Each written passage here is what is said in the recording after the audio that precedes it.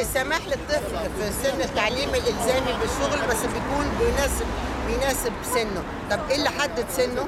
وده معناها ان احنا قبلنا الامر الواقع بان الطفل يشتغل عشان يعيل عيلته، وما فيش فكره ان احنا نقاوم الامر الواقع ده. بالظبط. يعني في القانون القديم كان محددين سن 15 سنه.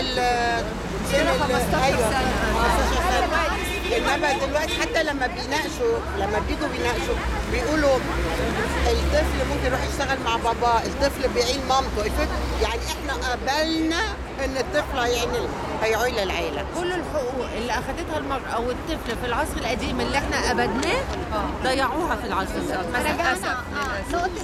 والاتجار بالبشر، جمله اتجار البشر اللي اتلغى ده بيسمح بان البنت تتجوز قبل السن القانوني. ومن المناقشات سمعناها، طب ايه يعني لما تتجوز 9، ايه يعني لما تتجوز 10، ايه ده كلام بيخد، مفيش كلام مرفوض 100%. لكن هو سابوها مفتوحه، فده بيدي فرصه ثغره ان يبقى السن اقل من السن القانوني. مدام قادره، يعني ايه قادره؟ مش فاهمه. هم مسحوا القوانين اللي اكتسبتها المرأة والطفل والأسرة بعد ما منها تلاوي مشيع الخطاب، مسحوا الأرض عشان يكتسبوا حقوق المرأة والطفل. خصوصا احنا في 2012، يعني انا حاسه ان وقت يعني 1919 الست نزلت ونطت، مش معقول احنا نرجع نقطه للخلف ونرجع تاني زي 1919 وقبل. لا 1912.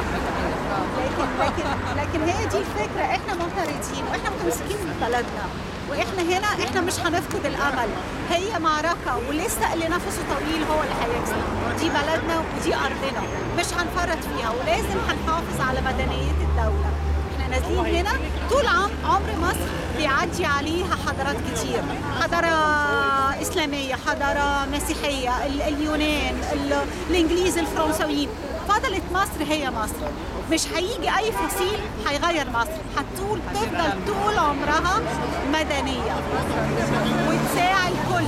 مصر معموله للكل مش لفصيل واحد بس. مدنية. الدستور باطل، الاستفتاء باطل، والثوره مستمره.